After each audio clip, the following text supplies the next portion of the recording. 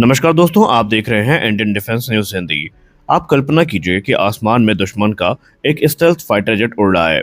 उसकी टेक्नोलॉजी इतनी एडवांस है कि दुनिया के ज्यादातर रेडार सिस्टम उसको देख ही नहीं पाते। लेकिन अचानक भारत का रेडार उसे सिर्फ डिटेक्ट ही नहीं करता, बल्कि उसकी पूरी शेप और स्ट्रक्चर तक पहचान लेता है।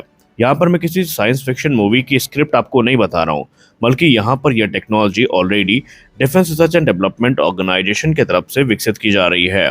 डीआरडीओ अब एक ऐसी टेक्नोलॉजी पर काम कर रहा है जिसे हम कहते हैं या जिसे हम कहेंगे फोटोनिक रेडार। और यह टेक्नोलॉजी भविष्य में भारत के 5th जनरेशन फाइटर खासकर एमका मार्क 2 में इस्तेमाल होने वाली है। देखिए, अब तक दुनिया के ज़्यादा जो रेडार सिस्टम है वो basically radio frequency signal, semiconductor electronics या फिर जो माइक्रोवेव ट्रांसमीटर्स हैं, इन पर काम करते हैं। और इन सिस्टम की कुछ लिमिटेशंस भी हैं, जैसे कि इनकी बैंडविड्थ सीमित होती है, रेजोल्यूशन सीमित होता है, इलेक्ट्रॉनिक जैमिंग का खतरा होता है। और इसी वजह से स्टेल्थ एयरक्राफ्ट बनाना यहाँ पर सबसे खास बात तो ये है कि संभव हो पाया, क्योंकि हमने इन्हीं लिमिटेशंस का अध्ययन किया और बाद में उससे कैसे निपटना है उसके लिए एक बेहतर डिज़ाइन तैयार किया। लेकिन अगर हम फोटोनिक रेडार की बात करें तो ये बिल्कुल एक नई जनरेशन की रेडार टेक्नोलॉजी है। ये ट्रेडिशनल इलेक्ट्रॉनिक की जगह लेजर सिग्नल्स, ऑप्टिकल फाइबर्स और फोटोनिक प्रोसेसर्स को इस्तेमाल करती है। यानी रेडार सिग्नल को लाइट के जरिए जनरेट और प्रोसेस किया जाता है और इससे रेडार को मिलती है बहुत ज़्यादा bandwidth, ultra high precision detection और हाई रेजोल्यूशन इमेजिंग। और यहाँ पर इसके बेनिफिट भी बहुत सारे हैं, क्योंकि फोटोनिक रेडार की सबसे बड़ी ताकत है इसकी इनक्रेडिबल रेजोल्यूशन। ये ट्रेडिशनल रेडार की तुलना में बहुत ज़्यादा पावरफुल है। जहाँ पर एक तरफ ट्रेडिशनल रेडार सिर्फ यही बता पाता है कि सामने कोई ऑब्जेक्ट है, तो वहीं जो फोटोनिक रेडार है ये टारगेट के स्ट्रक्चर तक को देख सकता है। रिपोर्ट्स की बात माने तो ये टेक्नोलॉजी 1.3 सेंटीमीटर तक की डिटेल डिटेक्ट कर सकती है, वो भी लंबी दूरी से।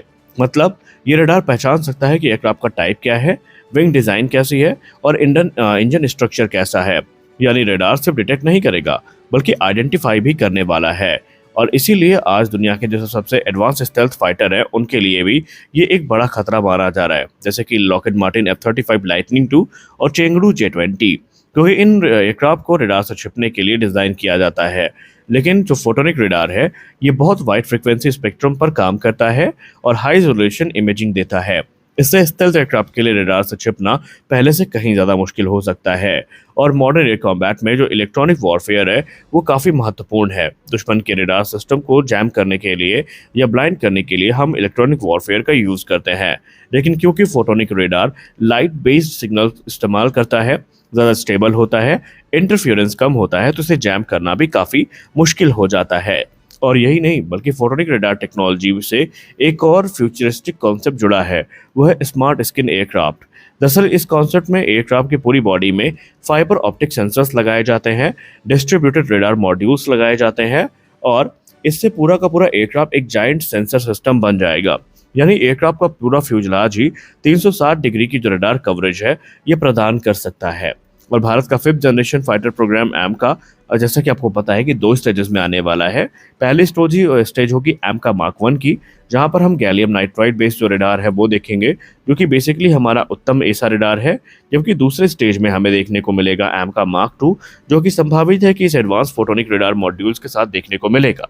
और इसका लक्ष्य है 2030 के मध्य तक इस काम को पूरा कर लेना और टेक्नोलॉजी को ज़्यादा मैच्योर कर लेना।